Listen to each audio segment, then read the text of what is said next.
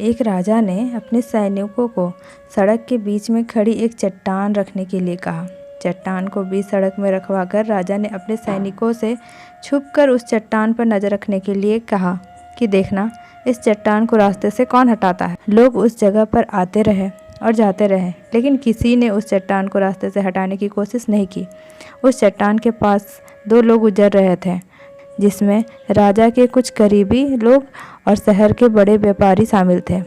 और उनमें से कुछ लोग तो राजा को ही कोसने लगे कि क्या राजा इस चट्टान को रास्ते से नहीं हटवा सकता। लेकिन किसी ने भी उस चट्टान को रास्ते से हटाने का प्रयास नहीं किया। ऐसा काफ़ी दिनों तक चलता रहा। एक दिन एक किसान अपनी सब्जियों के साथ उधर से गुजर रहा था।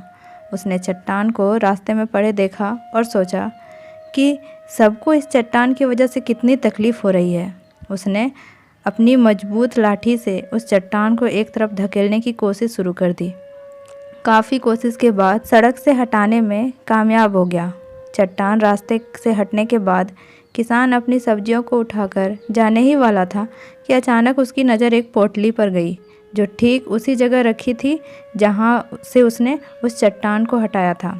उसने उस पोटली को खोलकर देखा तो उसमें सोने के कई सिक्के और उन सिक्कों के साथ एक संदेश भी था, जिसमें लिखा था कि ये सोने के सिक्के उनके लिए है जो इस चट्टान को रास्ते से हटाएगा। तो दोस्तों, बिल्कुल ठीक इसी तरह हम सबके लाइफ में कई परेशानियां आती है। कुछ लोग उन परेशानियों से बचकर निकल जाते हैं और कुछ रास्ता बदल देते हैं, और चंद लोग ठान लेते हैं कि उन परेशानियों का हल निकालेंगे और ऐसे ही लोग मुश्किलों में संभावनाएं और संभावनाओं में छिपे अवसर खोज लेते हैं।